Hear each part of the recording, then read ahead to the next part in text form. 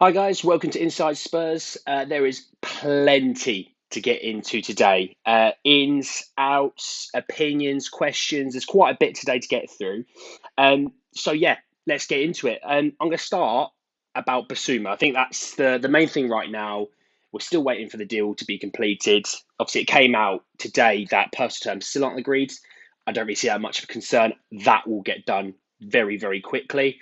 I assume within the next 48 hours. You don't stay at the lodge past medicals to not sign, so let's not panic about that. He will get done. But what I did was I reached out to a Brighton fan, and I sort of just said, look, from your own experience, sum up Basuma to me. Tell me, what he's good at. Tell us, what we should expect really. And just literally word for word, I'll read it to you. He said Basuma can offer a few different roles in midfield. He's had some brilliant games against Spurs, in a particular playing box to box role, but he's thrived under Potter as a deeper centre mid. If you want to see what he's about, watch the game against Chelsea at Stamford Bridge this season. He was the best player on the pitch by miles. Now, just to pause on that, because there's a bit more. Obviously, we all watch Spurs games. We have come across Bissouma a few times, and he has been, I would probably say, Brighton's biggest thorn in our side. You know, there are good players in that team. They do play a certain way, but Bissouma is, in my opinion, the linchpin. I believe he is their best player, in my opinion. You could say Cucurella at left back, but in my opinion, it is Bissouma. Bissouma is the engine of that team. So that's really interesting. Like I said, I do like Bissouma. I think he's gonna be really, really good, and I think in a box-to-box role that could be really interesting. And he does play a deeper centre mid role, so he would fit into a two, be it Bentancur or Højbjerg or even Skip. Doesn't really matter, but it is interesting that he can do a bit of both. Because I'm going to come back to a player later on in the video, but that's interesting. He did say he's mastered picking up the ball from deep and beating a few players, driving the ball forward, and earned a couple of assists this season in doing so. He can seamlessly play in a midfield three or a two, and will have no trouble fitting into Spurs as midfield. So, really, really positive words. That comes from Ben Spalding. Okay, fantastic stuff. That really, when you think about it, he could play in a three, he could play in a two. Because I know Conte likes a 3-5-2. He likes a 3-4-3, but that's really, really exciting. So I'm really, really positive, and I'm really looking forward to that, to be honest, because I think we do need the option of going to a plan B, be it a 3-5-2. We need to have different sort of systems in place, really, depending on the game, the player, and what have you. Loads more to come on to now. Just quickly, Jed Spence. Still no progression on that. So, like I said, that's going to take a couple of weeks. So, just be patient on that front.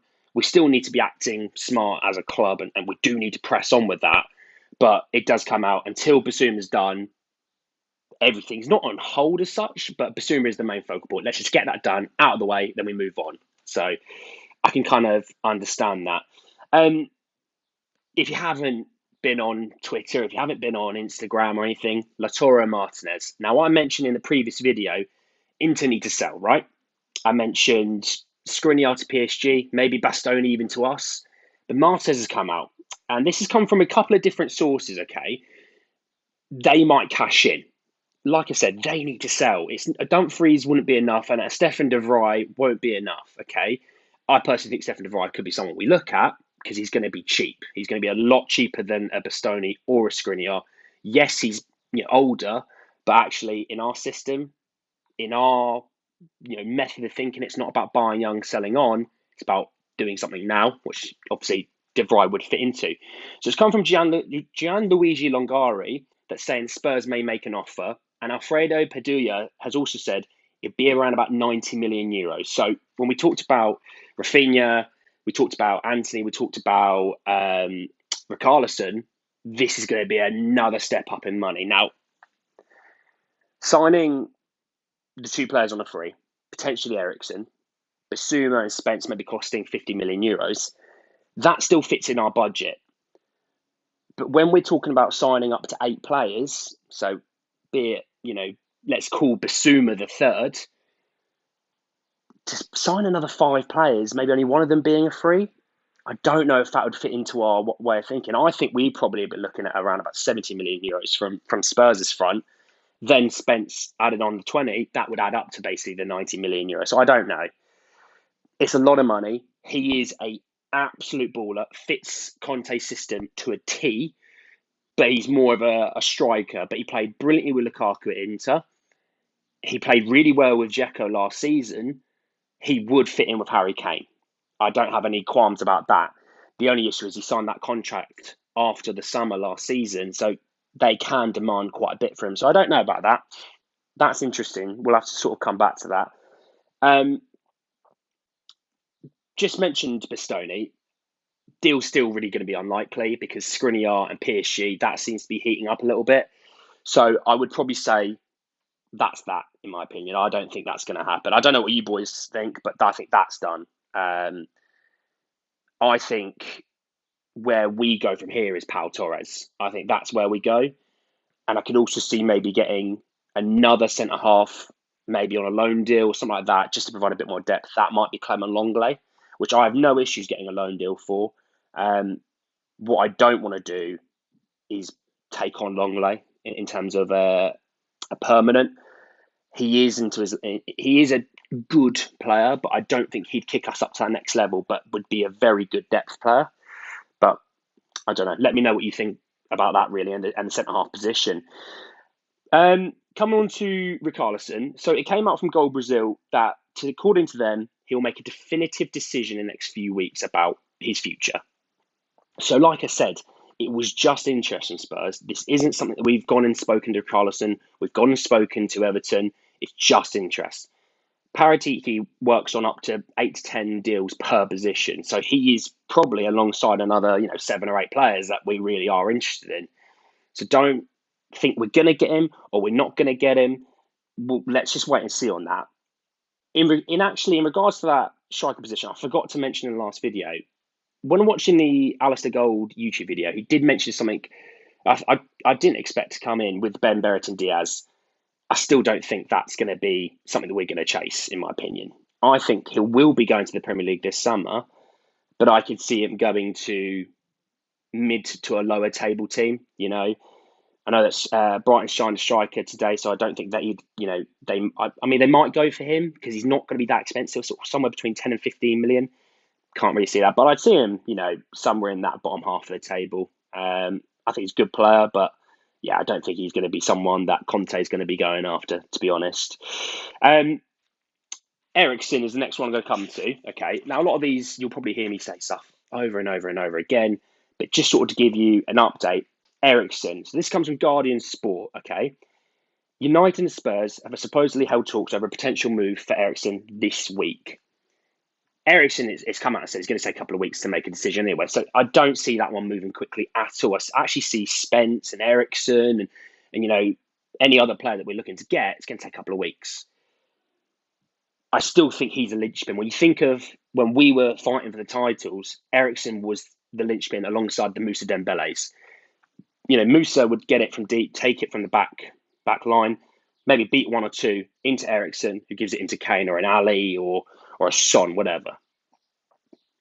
I would be interested to know if we do go for an Eriksen because we do rely a lot on Kane to make and create a lot. And Son obviously took up the reins as the main goal scorer, with Kane obviously doing Kane's thing, but getting a lot of assists. If we were to get an Eriksen, does that free up Kane now to play further forwards and be on the defensive line of the other opposition? I don't know. I think we all loved those days of Eriksen. He did score a lot of big goals and goals that weren't, tap-ins and when we were like 4-0 up. Games that were 0-0, games that 1-0 down. He was incredible. In the Champions League, he was also incredible. So, yeah, I don't know. I would love Eriksen back. You know what I think about him. But we'll have to wait and see, really. It's an interesting one. Does he want to try something new? Maybe he wants to go to Man United. I mean, as a player right now, do you want to go to a team that has such turmoil in the backroom staff, in the boardroom? Man United is not a place to be right now. It's quite a miserable place, and I want to come to the Barca situation in a minute because I think it's made it a little bit more miserable. But it does seem like they are heating up a little bit on Anthony, Man United. So, like I said in the last video, it was just pure interest from Spurs, but it looks like, I think, if Anthony was to be leaving Ajax, he's going to United. So, good move for them if they do get him, to be fair. But in reality, those are sort of the ins side of the video. I think there's some exciting stuff there, but I think it'll be let's get Bissouma over the line. Let's see the Spurs official Instagram page posting loads of stuff about him, and then let's move on. In terms of outs, there wasn't actually a ton, to be honest. Normally there's quite a bit, but actually there was only on 3 players. So I'm going to start with Winks, okay? For this comes from the Mail. Palace and Everton are the most interested. So Palace, it's sort of come into the scenario quite a bit, but Palace and Everton are the most interested. Okay, Everton obviously want to be probably including Winks in part of the Richarlison deal. Obviously Palace, we don't know. But like I said, I don't want that to become a situation where we loan him out for a season or 2 seasons or whatever. I think let's just get him gone. Get your money, be it 10, 15, 20, whatever it is, get that in, move on, okay? I'll be interested to see where he goes, to be fair. And, it's not a bad thing having more than one team interested. I think that can drive up the price a little bit. But Everton having such financial issues, maybe Palace have thought, we can sneak in there, we can grab him. Because obviously Gallagher's gone back to Chelsea. And you think, I know Everton obviously lost Donny's, he's gone back to United. There is a need in their teams, but I don't know. I think Palace are probably the front runners in that situation right now. Atletico Madrid, they and Simeone, they've got some interest in some of our players. So first one is Emerson. This came out today from Sky Sports. Atletico are really interested in Emerson. To be honest, that's old news for me. They were interested in January in Emerson as well. So it's not something that's gone away. So I think that's a little bit lazy journalism, in my opinion. I think Emerson could fit at Atletico perfectly. They want right backs. They don't want right wing backs. He doesn't really suit the Conte system as such, which is interesting, seeing as Conte wanted him summer previous when he was at Inter, when obviously Hakimi went to PSG. Just quickly on Hakimi, I don't see Spurs signing him, okay? People are saying, send the war chest at him.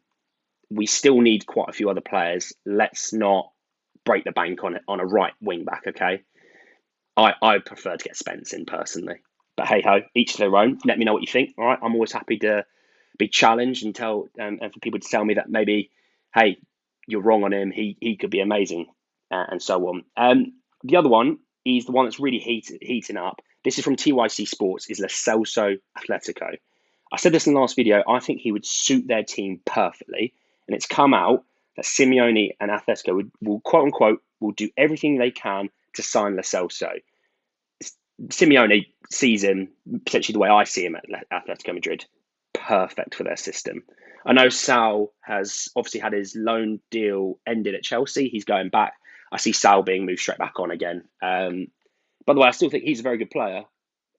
Chelsea's a very interesting place, and last season was, not the best in terms of turmoil, and they do have some pretty good midfielders. So he did come in, and it was a bit of a rubbish loan deal in my opinion, but he's still a good player. But I think Lo Celso really would suit their team, and this is a great thing. Like I said about the Winks and Palace and Everton situation, we can use Atletico against Villarreal to drive up, maybe an extra couple of million. It might not be a lot, but you know what? It's better than nothing. And I know we're talking about Pau Torres and we're looking at him maybe as an option, but actually, if we can not bleed Atletico Madrid dry, I think Atletico Madrid could do a double deal. Emerson and Lo Celso. Maybe it's 50 million euros. Maybe it's a little bit less. Maybe it's 40. I don't know what it is personally. I'm not one to say we'll definitely get that for him and definitely get that one for him. I think say if it's 40 million euros, that virtually pays for Pau Torres. Maybe we might have to send a little bit of our own money in there as well, but it wouldn't be too much more. I think that's really exciting. And, if we're bringing in Spence and we're getting rid of Emerson and Lo Celso's going, but hey, we brought in Bissouma, well, those are replacements and those are upgrades. I really like Lo Celso, but he's too hot and cold for me. I thought he was going to be the Eriksen replacement, and he just didn't turn out to be that. So it is a real shame on that front. Just a couple other really exciting bits of news. It came out that Kane, new contract potentially. In reality, it was always going to be discussed that once he comes back off holiday into pre-season, new contract would be discussed. He loves Conte. He does love the club. He obviously just wasn't a Nuno kind of guy. We all saw it. I think this is brilliant news. It is like a new signing, okay? we all know how much we love Kane, but yeah, it's not something that I would say, look, he's going to sign it next week. That is going to be probably into Korea. That's going to be a few weeks away now. And speaking of Korea, how amazing was that news about selling out our first game, friendly game out there to the Team K League? 66,000 fans in 25 minutes. I've got it written down here. That's amazing. Yes, it's not a transfer. Yes, it's not the rumor, but you know what? Just a step aside from those sort of things, I love these sort of things. It shows. I know we've got Son, okay, that's fine, but actually there is a real interest in Spurs out in Korea, and I think that's amazing. I know we've got a massive following in the US, especially with the NFL deal that we have, but to have a really massive following out in Korea, I think it's lovely. I think it's exciting. So hey, just to speak on a few other teams, okay?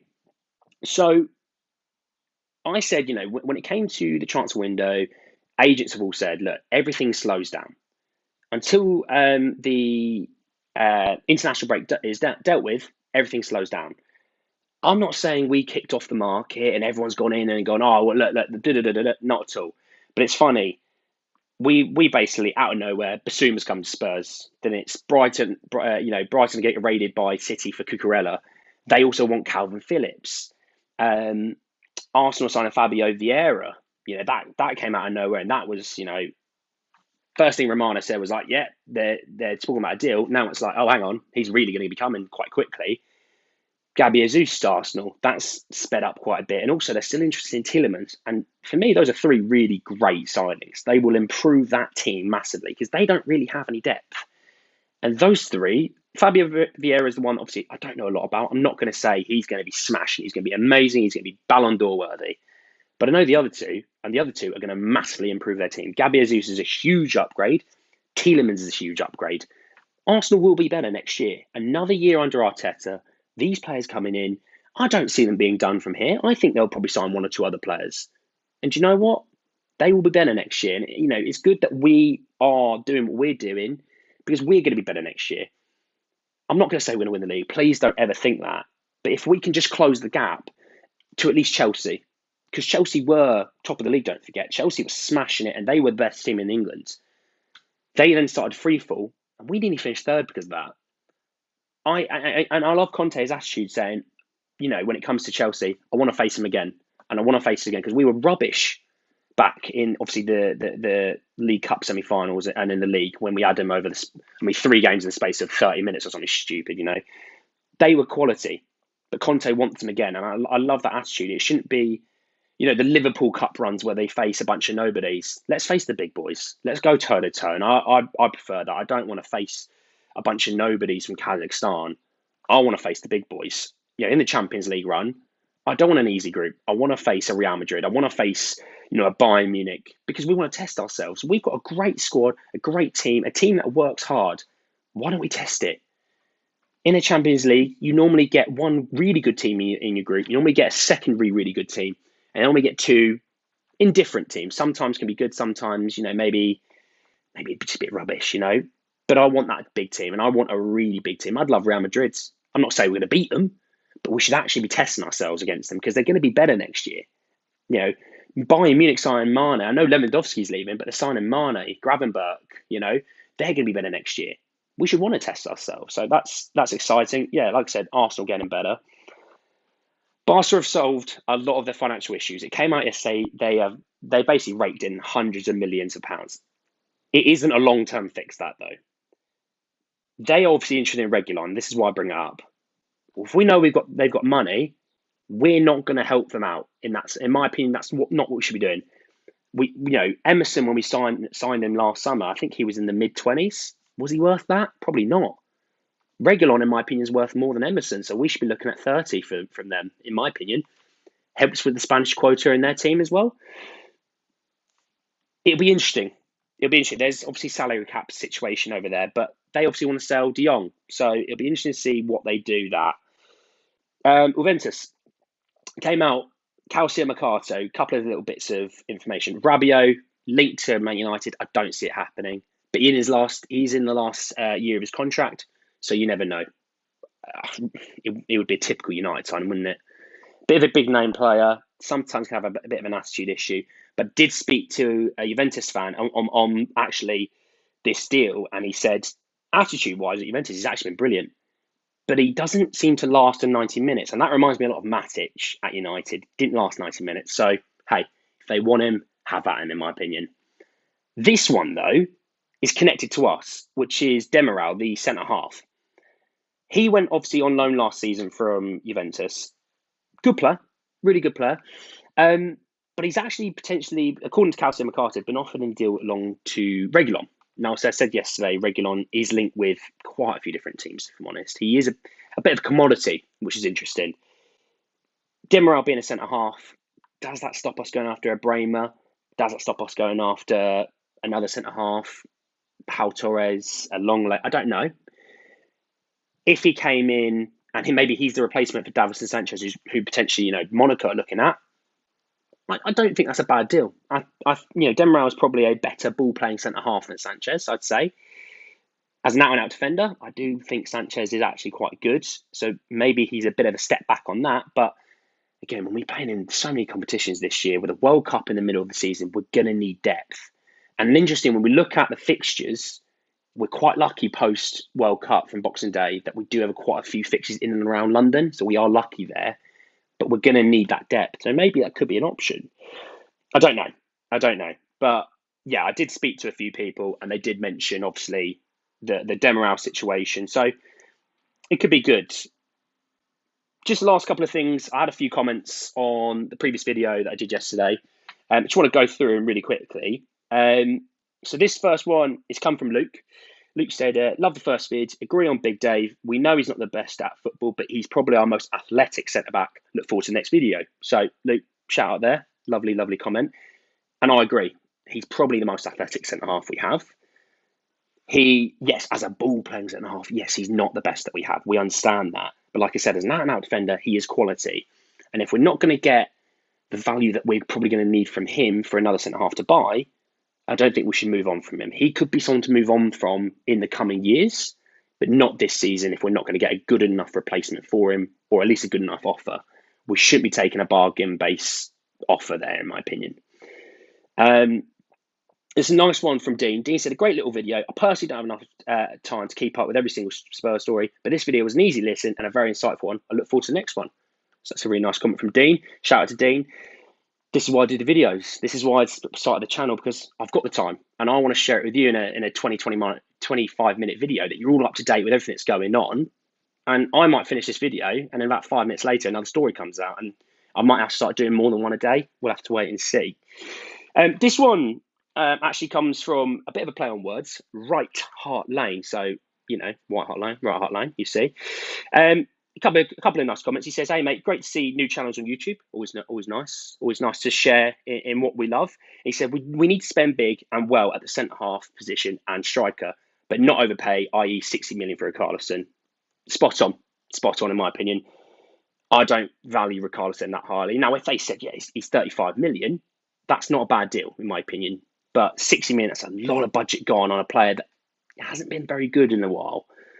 Martinez, yes, being a bit more, but Martinez is proven in huge games at international level, in Champions Leagues, in Serie A title runs, playing with players that maybe aren't the best at football in terms of Lukaku being a footballer, but as a goal scorer, perfect. He'd be playing with someone like Kane who, hey, he can do a bit of both, and he might free up Martinez to score a few more goals. So, but yeah, I agree. I think we do need to maybe not spend big in terms of one player at centre half, maybe spend big on two. Maybe it is Longley on loan, maybe it is Pau Torres, and maybe it's Bremer. Maybe it is Demiral. I don't know. But I think actually a bit of depth there won't hurt anyone. I would love, if we're not going to get Longley on loan, for example, I'd love to get Pau Torres and a right-sided centre-half if Joe Rodon goes out on loan, which, by the way, don't sell. I hope we don't sell Joe Rodon. I hope we loan him out, give him some more Premier League experience, be it at Forest, be it at Brighton, maybe potentially, be it at an Everton, be it, Palace, someone like that, I think that's what we should be looking at. Because, yeah, we might get 20 million from this summer, but hey, maybe he has a good season and the price goes up to 30, 35 million. Or maybe he has such a good season, we look at him and go, he's a player. he's definitely going to fit into our team. He's young. We'll have him for 5, 6, 7 years at a top quality level. I don't know. But yeah, I would be interested to see. I know plenty of reports coming out of Turin that Bremo does want to work with Conte, but Torino are waiting for an offer from us. There was mixed reports that he's going to cost sort of anywhere between 30 million euros and 55 million euros. 55 is too much for me, in my opinion. Speaking to a couple of people that really know the Serie A well, they go, "What a talent! Hasn't been always amazing in the big games." So maybe he plays in a Spurs system where he's trying to buy better quality players that he does. I don't know, but 55 for me is a bit too much. If it's closer to 30, I can't see why we wouldn't want to go for him. But hey. Let me know in the comments what you think, guys. Please like and subscribe to the channel as well. Let me know in the comments your opinions. Throw some questions in it. I'll always try and answer them in another video. So please let me know. And yeah, have an amazing day. It's a beautiful day outside. Catch some sun, guys. And hey, put some lotion on. Don't be me and don't burn too much. All right. Anyway, guys, have a great day.